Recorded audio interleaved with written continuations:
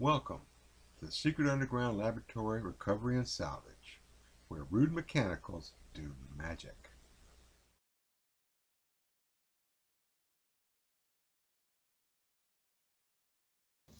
Hello, I'm Bronze Age, Director of the Secret Underground Laboratory Recovery and Salvage. And this is the third video in our series about restoring this old standing desk. And in this video, we're going to be putting molding around the desktop, which will involve going around this rounded over corner. I'm going to reproduce this molding in this 3/4 by 3/4 oak. It would be a lot more convenient to go and buy enough, but apparently the molding with this little step on the edge is no longer available from any mill shop we could find. So we'll be cutting it out using this setup on the router table.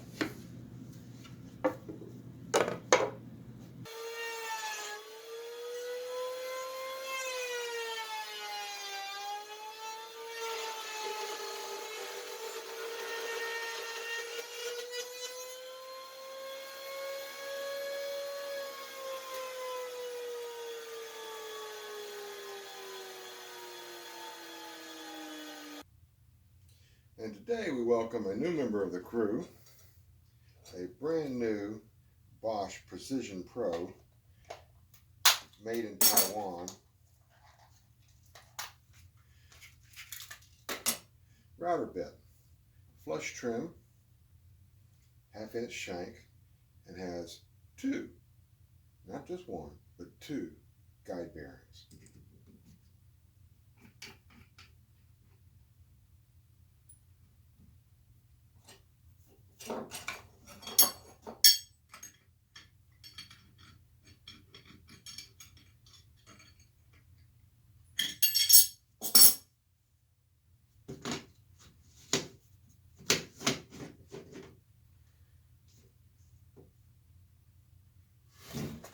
So, we're ready for our next irrevocable step in this project. I've got this block on here, so it'll give me a little more takeoff point coming up on that corner. This is a piece of carpet underlayment. It sticks on one side, slides on the other. Very useful stuff to have around the shop.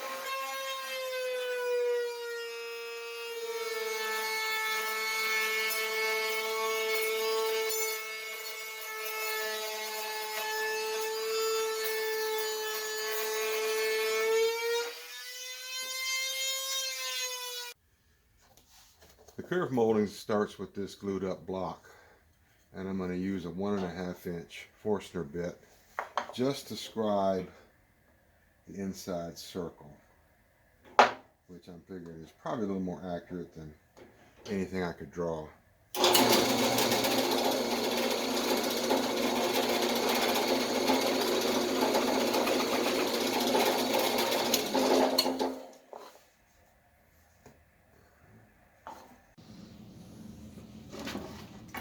Step on here is 21/64, which is kind of ridiculous because this kind of work, there's no such thing as a 64th. I couldn't give you a piece of wood 1/64 of an inch thick. And taking a 1/64 of an inch off of something would be pretty difficult.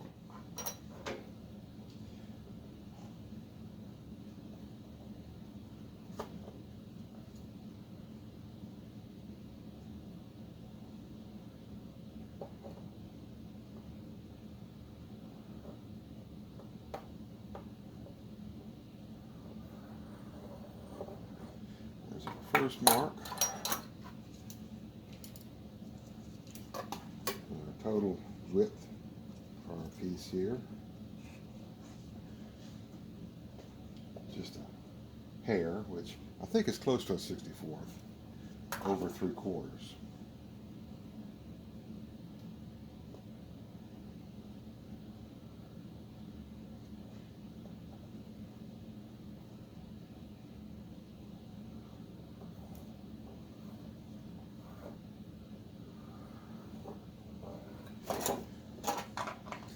Alright, take us over the bandsaw, cut this out as close as we can, and then it's on to the lathe. We're at the Craftman King Sealy 4-speed lathe, and we're going to make a piece of quarter round that goes around a corner.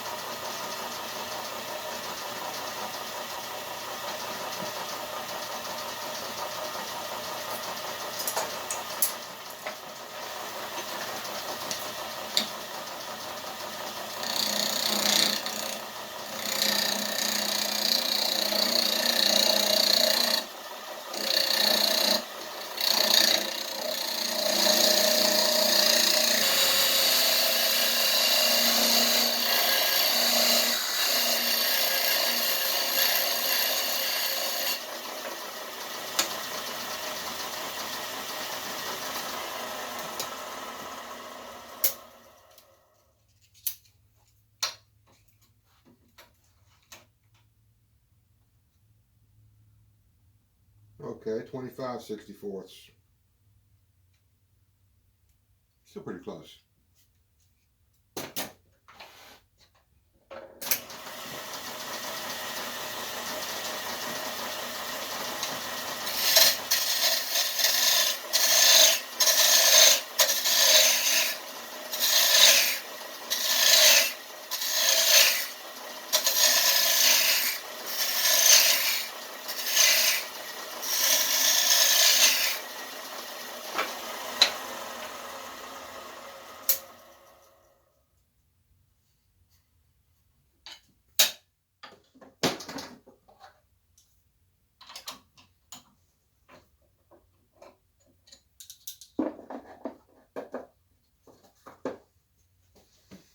This came out pretty nice. It's a little thick here, but that'll be easy to take care of. But the rest of the profile is pretty much spot on. So all I have to do now is decide which 2/4 of this I'm going to cut out and use on the desk. I've got my choice. I can use the end grain here and get this sort of a tiger stripe effect there, or I can do the plain sawn edges. I'm leaning toward the plain sawn.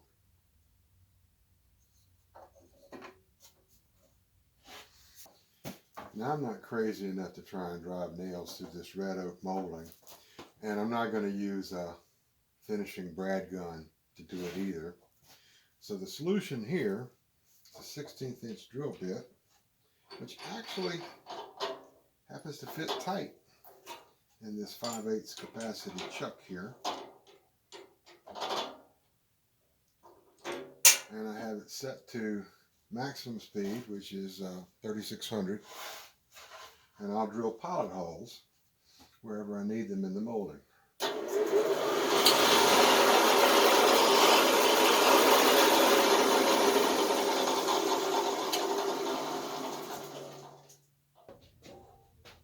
The fussiest part of any repair job is always the trim. In this case, we not only had to fit the trim, we had to make the trim as well. And the difficult part is going to be these corners. Now I've got a pre-drilled hole in it, and I just pin it in place so that it won't fall off when I'm doing the rest of the fitting. Then we'll sand everything down to get it nice and neat and trim. When it comes to fussy pieces,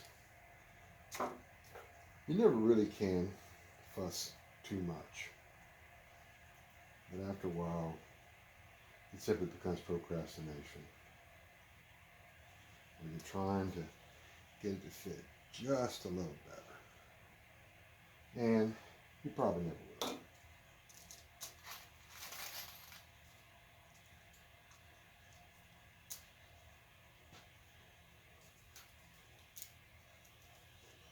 What you really want to do is get it on the way you intend it to be on. Because no matter how much you work on making it fit, if you don't install it where it fits, that will be a big problem.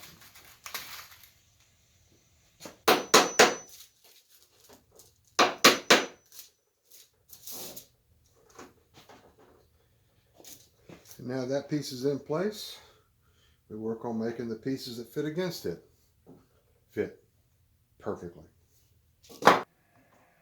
This little hiccup here is going to pose a problem because I've got a slight bevel here where the back plate meets the desk surface, and it's rounded over slightly just to break that edge. I'm going to try and recreate that on this molding profile.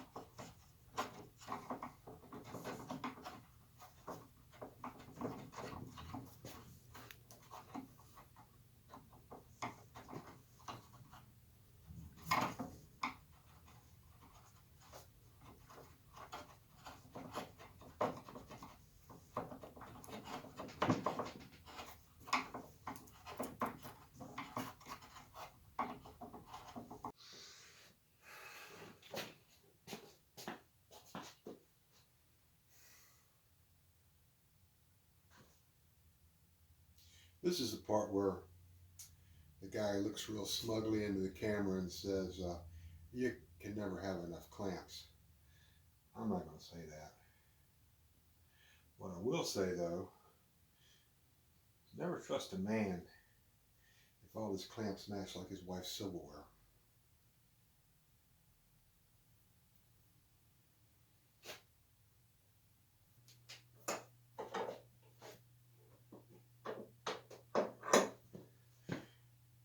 This piece of molding is the one that's going to be seen every time the person comes up here to use the desk.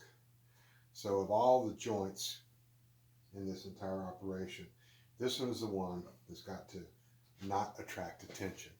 I want it to be smooth and basically seamless. If you can do that, the rest of it will take care of itself.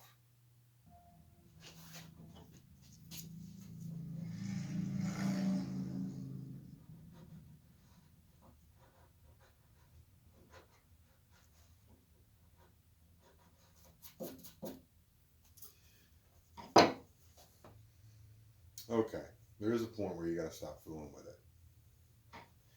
Got this joint, the one on the other corner, carved in to match the molding. Got the little hiccup joint done as well. And so now we're down to the finished sanding, which is the part where you're finally going to see what it looks like. It's kind of strange. This back panel is nice and smooth, what you'd expect. This one has incredible raised grain. I don't know what the deal is. Maybe it was stored in a really damp place and the grain rose or something. But I'm going to go over it all with 150 sandpaper and then reevaluate it. We may go with something finer than that. I don't know what the owner wants to do with it right now. She may varnish it, she may wax it, but that's totally her choice. And that'll make a difference is just how fine a sanding I bring it down to.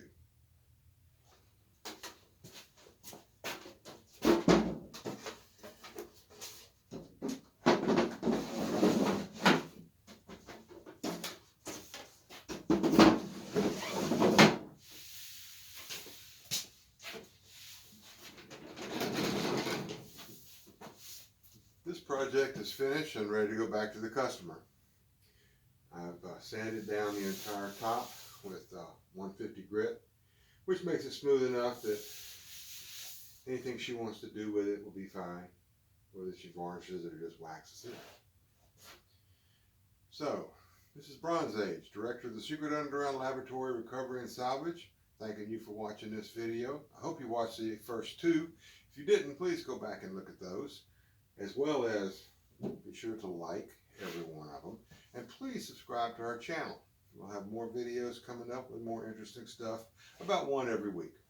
Do appreciate it very much. Thank you.